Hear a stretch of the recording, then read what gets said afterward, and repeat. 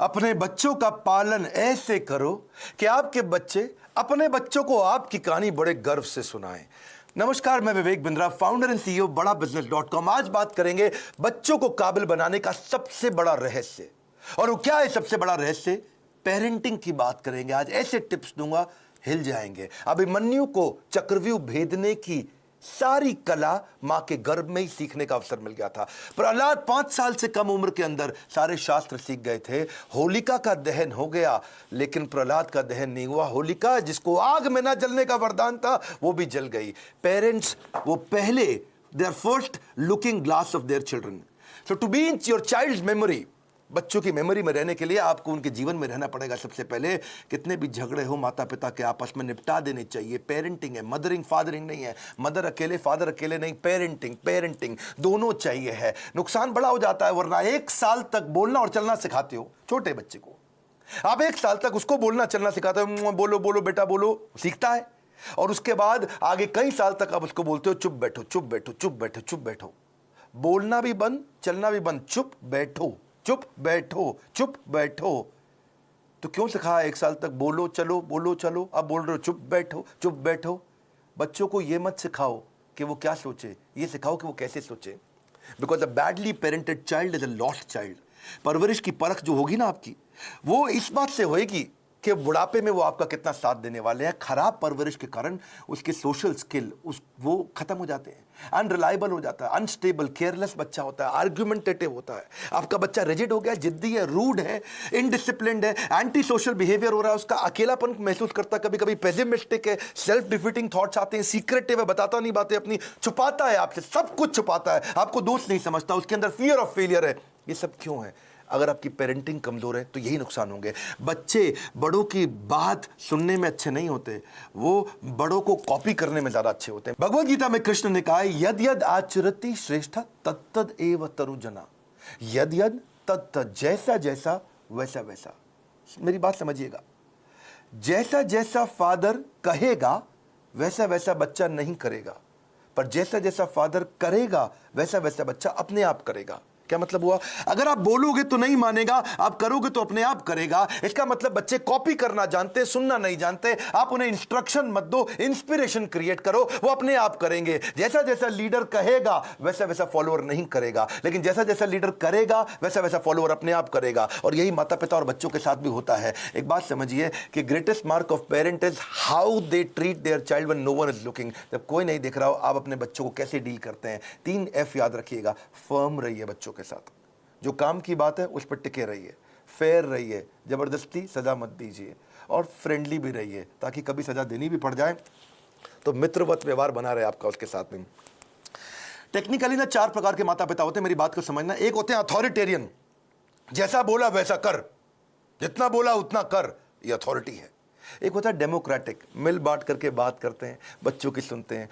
पहले के ज़माने में अथॉरिटेरियन चलता था, आजकल डेमोक्रेटिक ज़्यादा ठीक रहता है। डेमोक्रेटिक मतलब बच्चों को इन्वॉल्व करें, उनको इन्फॉर्म ना करें, बच्चों के साथ मिलकर चर्चा करें, उनके साथ समय बिताएं, उनकी भी सुने, अपनी भी सुनाएं। और एक होते हैं परमिसिव, तेरा जो मन करता है कर ले, उसको जो चाहिए उसको दिला दिया, उसको जैसा गिफ्ट चाहिए उसको वैसा दे दिया, जो गाड़ी बाइक मांगता तुरंत दे दिया, जो मोबाइल चाहिए तुरंत दे दिया। परमिसिव, कोई मतलब ही नहीं है। लेकिन इससे भी ज़्यादा खराब है नेग्लेक्टफुल, अनइन्वॉल्व। वो क्या है? बच्चा क्या कर रहा है, किससे दोस्ती कर रहा है, किसके साथ उठता बैठता है, कोई जानकारी नहीं है, कंप्लीटली नेग्लेक्ट कर रहे हैं। आप कौन है? अथॉरिटेरियन है, जितना बोला उतना कर। डेमोक्रेटिक है, मिल बांट के रिश्ता बनाते हैं। परमिसिव है, जो करना है कर। नेग्लेक्टफुल, पता ही नहीं है कि क्या कर रहा है वो। तो 4 में से सबसे अच्छा है डेमोक्रेटिक पेरेंट होना।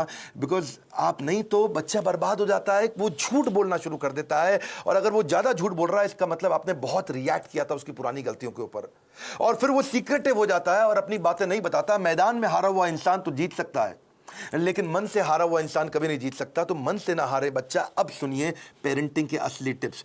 पहला टिप, इनकरेज करिए अपने बच्चे को, वो बचपन से इनोवेटिव थॉट प्रोसेस बिल्ड करें। उसको ऐसे प्रश्न पूछिए कि वो इनोवेशन बिल्ड कर सके। दूसरा, उसके साथ बैठ के किताबें पढ़िए और अच्छे वीडियोस देखिए। ये नहीं उसको बता दिया, उसके साथ बैठिए, खुद भी पढ़िए, चर्चा करिए उसके साथ में। तीसरा, कुछ क्वेश्चनिंग का आपस में फॉर्मेट बिल्ड करिए, म्यूचुअल क्वेश्चनिंग, कुछ वो आपसे पूछे, कुछ आप उससे पूछो, और खास तौर से आप उससे पूछो, वो आंसर करे, ज़्यादा बोलेगा, रिलेशनशिप बनेगा। प्ले विद योर चाइल्ड, उसके साथ खेलिए, फ्रेंडशिप इज द की। उसकी दोस्ती हो गई तो आपसे कभी मन नहीं चुराएगा। अगला मेरा पॉइंट है बजटिंग। बच्चे को बजटिंग सिखाओ, उससे उसके इमोशनल रिक्वायरमेंट कम होगी, इंटेलेक्चुअल कैपेबिलिटी बढ़ेगी। बजटिंग का मतलब क्या हुआ, आप उसको बता सकते हो कि भाई तुम्हें 500 रुपया हफ्ता दूंगा, उदाहरण है, आप अपनी कैपेसिटी के हिसाब से डिसाइड कर लो। 500 रुपया हफ्ता मतलब 2000 रुपया महीना मिलेगा तुमको। अब तुम्हें कोई गेम खरीदनी है, कोई खिलौना खरीदना है, बहुत इच्छा कर रही है, लेकिन तुम्हारे बजट में नहीं आता, तो तुम एक महीना रुको, अगले महीने जब तुम्हारे पास 2000 की जगह 4000 हो जाएंगे तब खरीद लेना। अगर वो 6000 का है तो 3 महीना रुको, 3 महीने बाद खरीद लेना, पैसा इकट्ठा करो। इससे वो अपनी इमोशनल डिजायर्स को रेगुलेट करना सीख पाएगा। उसको बचपन से आपने थोड़ा थोड़ा फाइनेंस सिखा दिया, वो बचपन में ही कैलकुलेटर लेकर के समझने लग जाएगा, हिसाब लगाने लग जाएगा। उसको लर्निंग, स्पीकिंग, रीडिंग, राइटिंग, इसको बोलते हैं LSRW, इसकी प्रैक्टिस कराओ। अब कभी भी अगर कोई कहानी भी सुनानी हो बच्चों को, तो कहानी किसकी सुनाओ, कुछ हेल्दी फूड के बारे में, खाने की ईटिंग हैबिट्स के बारे में, या कुछ सक्सेस के बारे में कहानी सुनाइए। क्वेश्चन आंसर की टेक्निक बहुत काम आती है। उसको सिनेरियोज देकर के क्वेश्चंस करो कि अगर ऐसा हो तो क्या करना चाहिए, ऐसी परिस्थिति में क्या करना चाहिए, तो वो सोचेगा। जब वो अच्छा सोचेगा, उत्तर देगा आपको, तो अपने आप सफल होगा। उसको पैशन ओरिएंटेड कंटेंट दिखाओ। उसका वीडियो गेम खेलने का मन करता है, उसके अंदर देखो स्किल क्या है, उस स्किल के हिसाब के वीडियोज उसके साथ बैठ के देखो, उस स्किल के हिसाब के उसको स्किल की ट्रेनिंग भी दिलाओ। उसको अगर वो बाहर खेलने नहीं जा रहा है, अंदर केवल कंप्यूटर गेम पे लगा है, या केवल बाहर खेलने जा रहा है और कंप्यूटर पे बिल्कुल नहीं बैठता, इक्वल वेटेज दो। कंप्यूटर गेम्स से भी बच्चे का माइंड शार्प होता है, और बाहर भी खेलने जाए। यानी कि फिजिकल और इंटेलेक्चुअल दोनों कैपेबिलिटीज उसकी बिल्ड करनी जरूरी है। आप उसको अलग अलग सिनेरियो के जब क्वेश्चंस करते हो ना, तो उसमें रिस्क और फेलियर को भी थोड़ा थोड़ा आने दो उसकी लाइफ में। थोड़ा स्मॉल रिस्क, स्मॉल फेलियर आने दो, तभी बाउंस बैक करना सीखेगा। उससे वो प्रॉब्लम सॉल्व करनी सीखेगा, और problem solving is a game changer. मेरा एक इंपॉर्टेंट सजेशन है, अपने बच्चे के साथ में मोटिवेशनल कंटेंट बैठ करके कंज्यूम करें, यानी इससे उसका कैन डू एटीट्यूड बढ़ेगा। मैं भी कर सकता हूं। मोटिवेशनल कंटेंट के लिए जो भी अच्छे वीडियोस हैं, केवल मैं मेरे वीडियोस नहीं बोलता हूं, कई प्रकार की इंस्पिरेशनल स्टोरी बेस्ड वीडियोस आते हैं, कई एनिमेटेड वीडियोस होते हैं। उसके साथ बैठो, देखो, उससे पूछो आपने क्या सीखा, फिर आप बताओ आपने खुद क्या सीखा, फिर वो बताए उसने क्या सीखा। तो इससे उसके अंदर कैन डू एटीट्यूड बिल्ड होगा, और हो सके तो थोड़ा ऑर्गेनाइज करने में उसकी मदद करो। उसके साथ बैठ करके देखो, अपने आप बच्चा ऑर्गेनाइज कभी नहीं होगा। बेड लगाना तो आप मत लगाएं, अगर आप माँ हैं, बच्चे को साथ में लगाएं कि हम दोनों मिलकर आज बेड लगाएंगे, हम दोनों मिलकर आज अलमारी सेट करेंगे, हम दोनों मिलकर आज वॉशरूम साफ करेंगे, हम दोनों मिलकर के आज अपनी स्टेशनरी को ऑर्गेनाइज करेंगे, हम दोनों मिलकर के आज किताबों के कवर चढ़ाएंगे। और उसके बाद धीरे धीरे आप उसको बोले अब तुम करके दिखाओ, पहले आप करो और वो करे साथ में, फिर उसके बाद उसको बोलो अब तुम अकेले करके दिखाओ मुझको। उसकी थॉट प्रोसेस अगर बिल्ड होना शुरू हो जाए तो उसको प्रेज करो, तारीफ करो। उसको कभी कोई स्टोरी सुनानी हो तो ग्रोथ माइंडसेट की स्टोरी सुनाओ। आपको उसकी तारीफ करनी, actions that are appreciated they get repeated. तो जिस एक्शन पे आप उसको अप्रिशिएट करेंगे, उस एक्शन को बार बार लेगा। जिस व्यवहार पे दोगे पुरस्कार, उसी को तो वो दोहराएगा बार बार। और आप क्या करें, जब भी चर्चा करनी हो, गोल ओरिएंटेड चर्चा करो, फ्री फ्लो चर्चा नहीं होनी चाहिए। और क्या मजे हो रहे हैं, बस आप लगे ही हुए, इसके बाद कुछ भी बात किए जा रहे हैं। सोचिए मैं इसको कैसा बनाना चाहता हूं, उस सब्जेक्ट की कहानियों पे चर्चा करो, गोल ओरिएंटेड। हाँ, बच्चे को माइक्रो मैनेज मत करिएगा कभी भी। छोटी मोटी गलतियां करता है, करने दो, हर समय नहीं टोकना। आप पॉजिटिव साइड बिल्ड करिए, नेगेटिव साइड अपने आप चली जाएगी। नेगेटिव साइड को मना करोगे कभी नहीं जाएगी। तो इसलिए पॉजिटिव सोल्यूशन ओरिएंटेड क्वेश्चन पूछो। अगर वो कोई गलती कर भी देता है, बताओ मत तूने ये गलत किया, उससे पूछो इसको और अच्छे से कैसे कर सकते थे बेटा, इससे अच्छा तरीका क्या है। ये क्या है, पॉजिटिव सोल्यूशन ओरिएंटेड क्वेश्चन। बेटा आपको क्या लगता है सबसे इंटेलिजेंट बच्चे इसको कैसे हैंडल करते, बेटा आपको क्या लगता है सबसे अच्छा तरीका इसको करने का क्या हो सकता है। तो वो बेचारा कंपल्शन में आपको सही आंसर देगा। जब वो बार बार सही आंसर देगा, बार बार सही आंसर देगा, तो उसके संस्कारों में बैठना शुरू हो जाएगा, और धीरे धीरे वो वैसे ही प्रैक्टिस में भी आ जाएगा उसके। इसके बाद इसी का तरीका, इसी को बोलते हैं इन्वॉल्विंग पेरेंट बनना, इन्फॉर्मिंग पेरेंट नहीं बनना है आपको। और तभी आप उसके सोशल स्किल और इमोशनल लर्निंग्स बिल्ड कर सकोगे। जो मैंने बजटिंग बताया था, मुझको याद आया, इससे उसकी इमोशनल ग्रेटिफिकेशन को आप डिले भी कर सकते हो। इमोशनल ग्रेटिफिकेशन डिले होगी तो बच्चा कहां से कहां पहुंच जाएगा। आप रूटीन बनाने का प्रैक्टिस करिए, पहले खुद का रूटीन बनाइए, तभी बच्चे का बनेगा। ये नहीं कि आप आजकल वर्क फ्रॉम होम में बिस्तरे पे पड़े हुए हैं तो बच्चा भी ऐसे ही लेटा रहेगा, बैठेगा, अपनी क्लास नहीं अटेंड करेगा वो। तो और क्योंकि आप स्ट्रगल करते हो रूटीन फॉलो करने में और वो भी ये स्ट्रगल करने लग गया, तो पूरा परिवार आगे बढ़ेगा, इंप्रूव करेगा। उसको अगर और स्टोरी सुनानी हो, जैसे मैं स्टोरी की बात बार बार कर रहा हूं, तो डिसिप्लिन की स्टोरी सुनाओ। और अगर वो डिसिप्लिन नहीं है तो चिल्लाओ मत, डिसिप्लिन की कहानी सुनाओ, तभी धीरे धीरे इंप्रूव करेगा बच्चा। अगर आपने उसको बोला ना, बेटा सॉरी बोलो, आंटी को सॉरी बोलो, बेटा तुम गलत कर रहे हो सॉरी बोलो, सॉरी बोलो, समझ नहीं आ रहा मैं कह रही हूं सॉरी बोलो, बड़ा बेकार बदतमीज बच्चा, सॉरी बोलो। तो वो क्या करेगा, उसको लगेगा सॉरी बोल दूंगा बच जाऊंगा, अच्छा सॉरी, उसको लगा ले मम्मी चुप हो गई, ठीक है आगे से मत करना। अब वो चला गया, उसको लगा देखो जल्दी बच के निकल गया मैं, सॉरी बोलो सॉरी बोलो सॉरी बोलो, कुछ नहीं होगा, सॉरी सोचो, सॉरी सोचो। डीलिंग ठीक नहीं करनी है, फीलिंग ठीक करनी है, कंटेंट ठीक नहीं करना है, इंटेंट ठीक करना है। फ्रूट्स बाद में मिलेंगे, पहले रूट्स चाहिए आपको। तो डिसिप्लिन की स्टोरी सुनाइए उसको, ताकि वो थॉट प्रोसेस बिल्ड हो जाए। पब्लिक में उसकी बेइज्जती कभी मत करो, आपको पब्लिक में उसकी तारीफ करो, बेइज्जती कभी करनी है, या बेइज्जती मतलब थोड़ा करेक्शन भी देना है तो प्राइवेट में करो, अकेले में करो।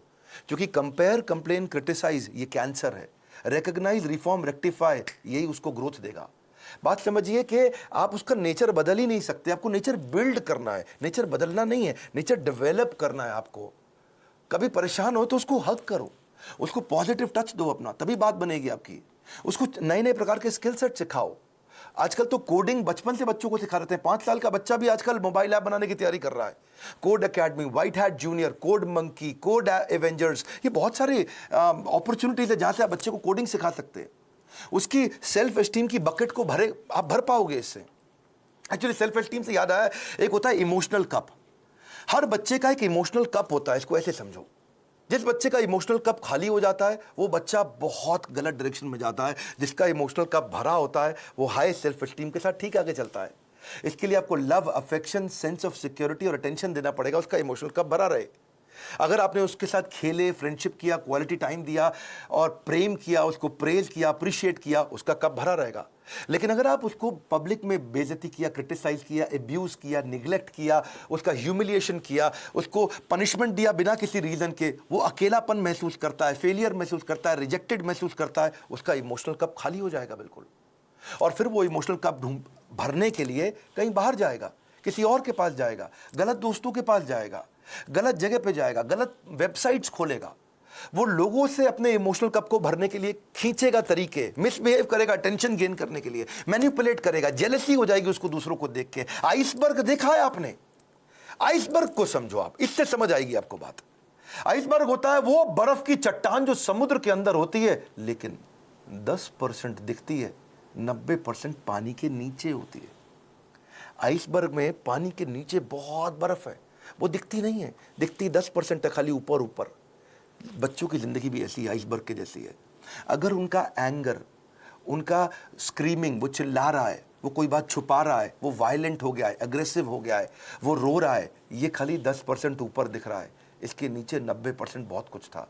उसकी एंग्जाइटी, फ्रस्ट्रेशन, उसका डिस्ट्रेस, उसका ट्रस्ट ना कर पाना, उसका फेलियर, उसका ग्रीफ, उसका अनश्योर होना, उसका स्ट्रेस में होना, अटैक्ड महसूस करना, उसका हर्ट महसूस करना, उसका वरिड, अलोन, लोनलीनेस फील करना, ये सब समुद्र के नीचे था। और समुद्र के ऊपर क्या है? थोड़ी सी बर्फ दिख रही है। आप उस बर्फ को लेकर ट्रीटमेंट कर रहे हो, जो नीचे दिखती हुई बर्फ को लेकर कर रहे हो, जो नीचे छुपी हुई बर्फ है, उसको ठीक करना है। इसलिए करेक्शन नहीं, इंस्पिरेशन। बच्चे, पता है, अगर आपको उनको सफल बनाना है, उनकी सफलता का स्कोर बोर्ड बना दो, गेमिफाई कर दो। इसको क्या बोलते हैं? Gamification of value inculcation. अगर आप उनमें संस्कार डालना चाहते हो तो गेमिफाई कर दो इसको गेम देखो, बिकॉज अगर स्कोर बोर्ड बना दोगे ना तो वो जीतना चाहेंगे। देखा आपने, क्रिकेट का स्कोर बोर्ड होता है, बास्केटबॉल का स्कोर बोर्ड होता है। जैसे स्कोर बोर्ड चालू होता है, बच्चे जल्दी खेलते हैं, एनर्जी से खेलते हैं। जब टेस्ट प्रैक्टिस मैच होता, क्रिकेट में भी पहली बॉल प्रैक्टिस बॉल फेंकते, सुना आपने? कौन खेलता है? उसने बल्ला घुमाता नहीं बच्चा, ठीक, क्या फर्क पड़ता है, आउट भी हो जाए तो भी कोई फर्क नहीं पड़ता। लेकिन जैसे ही स्कोर बोर्ड शुरू होता है, बच्चे जान लगा के खेलते हैं, अबे जीतना है अपने को, एनर्जी आ जाती है उनकी। वैसे ही आप भी कुछ इसको वैल्यू, संस्कारों को बिल्ड करने के लिए गेम क्यों नहीं बना देते?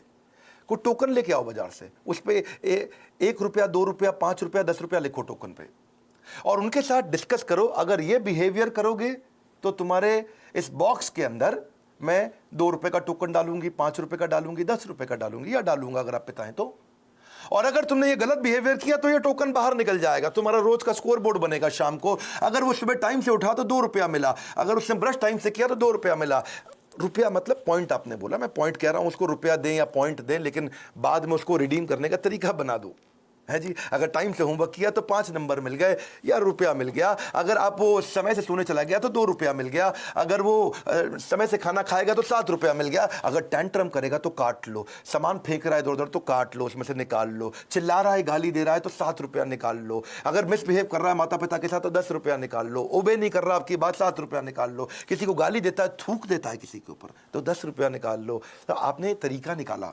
इससे क्या होगा, शुरू शुरू में तो पॉइंट के चक्कर में वो अच्छे बिहेवियर्स को प्रैक्टिस कर जाएगा, पर आने वाले समय के अंदर वो उसकी आदत बन चुकी होगी, वो उसके बिहेवियर में, उसकी प्रैक्टिस में आ चुका होगा, और फिर उसकी लाइफ, इसको बोलते हैं गेमिफिकेशन। बच्चे को अकेला मत छोड़ो, इतना बच्चों के आंसू ना कड़वे होते हैं, उन्हें मीठा करना है आपको। उसकी जिज्ञासा गहरी होती है, उसको शांत करना है। उसका दुख बहुत तीव्र होता है, इससे उससे ले लो। उसका हृदय कोमल है, उसे कठोर मत बनाओ। Your children will become what you are, so be what you want them to be. बड़ी सिंपल सी बात है भैया। अगर आप दोनों का आपस में झगड़ा भी है पति पत्नी का, बच्चों के लिए सुलझा लो। आओ साथ में बैठो, बात करो, प्यार करो दूसरे को, ताकि बच्चे का जीवन सुरक्षित हो सके। ये फादरिंग नहीं है, मदरिंग नहीं है, ये पेरेंटिंग है। गलती किसी की भी हो, आप दोनों में से ईगो को साइड में रखो, बच्चे को और सिखाओ, आगे बढ़ाओ। हमने भी बच्चों के लिए बहुत प्रोग्राम्स बिल्ड किए हैं। मैंने बच्चों का एक प्रोग्राम एंटरप्रेन्योरशिप का लेकर के आए, जिसको हम बोलते हैं एवरीथिंग अबाउट एंटरप्रेन्योरशिप। और वो स्टूडेंट्स के लिए, अर्ली एज से बच्चे सीखते हैं कि वो कैसे छोटा छोटा बिजनेस शुरू कर सकें, कैसे पहले 100 कस्टमर को अट्रैक्ट करें, कैसे वो अपनी सेल्फ कोचिंग डायरी बनाए, कैसे वो कंपटीशन को समझें, कैसे वो प्रोडक्टिव हो सके, कैसे वो अपनी कम कॉस्ट के अंदर बिजनेस शुरू करें, बिजनेस को प्लान कैसे करें, फाइनेंशियल डिसिप्लिन क्या होता है, कॉस्ट को कैसे ऑप्टिमाइज करते हो, low cost marketing, low cost branding क्या है, $0 मार्केटिंग क्या है, 60 सेकंड में सेल्स की पिच कैसे दे दी जाए, सेविंग्स को वेल्थ कैसे बनाए, कंपनी को शुरू कैसे करते हैं, कंपनी फॉर्मेशन का तरीका क्या है, 2-4 लोगों को अगर हायर भी करेगा शुरू में तो एफिशिएंसी कैसे बिल्ड करेगा, हाई परफॉर्मेंस कल्चर कैसे लेके आएगा, स्कोरबोर्ड अपने कैसे बनाएगा, एम्प्लॉइज को एंटरप्रेन्योर कैसे बनाएगा, कंज्यूमर इनसाइट क्या होती है, कस्टमर को कैसे समझेगा, प्रोडक्ट बनाने का तरीका क्या है, कम खर्चे में बिजनेस शुरू करने के सारे आइडियाज, चाहे वो चैटबॉट बनाएं, फ्री के चैटबॉट मिलते हैं। तो ऐसी बहुत सारी चीज़ें हमने एवरीथिंग अबाउट एंटरप्रेन्योरशिप में सिखाई हैं। अगर आप चाहते हैं आपका बच्चा भी एंटरप्रेन्योरियल माइंडसेट को बिल्ड कर सके बचपन से ही, तो उनको इन कोर्सेज में ज्वाइन कराइए। इस समय बच्चों के लिए हमने 50% डिस्काउंट रखा हुआ है। और अगर ये पेरेंटिंग के टिप्स आपको काम आ रहे हैं, मैं रिक्वेस्ट करता हूं सोचो ये किस किस को काम आ सकते हैं। ईमानदारी के साथ थोड़ा 2 मिनट और लगा लीजिए। आपने इतना समय लगा लिया है तो आप सीरियस है कंटेंट को लेकर के, क्योंकि आपने इतना समय लगाया। अब सोचो कि किसको फायदा होगा, किसके बच्चे बिगड़ रहे हैं, किसके बच्चे खराब हो रहे हैं, कौन बच्चे से परेशान रहते हैं माता पिता, उनको ये वीडियो अलग अलग व्हाट्सएप ग्रुप में शेयर करो, अपना मैसेज भी लिखो, अपने नोट के साथ शेयर करो, लाइक करके उत्साह बढ़ाओ अगर ऐसे वीडियो पसंद आते हैं। और नीचे मुझे कॉमेंट बॉक्स में बताओ कि आपको कौन सा वाला वैल्यू, आपको कौन सा वाला आइडिया, आपको कौन सा वाला टिप सबसे ज्यादा पसंद आया। मैं कॉमेंट बॉक्स में पढ़ने के लिए आऊंगा। इस बार हमारे साथ जुड़े रहने के लिए, दुनिया का नंबर 1 एंटरप्रेन्योरशिप यूट्यूब चैनल बनाने के लिए और मेरे पर्सनल वीलॉग वाले चैनल पे भी आने के लिए मैंने एक नया चैनल बनाया जहां अपने मोबाइल से वीडियो डालता हूं। आप सबका हृदय की गहराइयों से प्रेम पूर्वक बहुत बहुत धन्यवाद।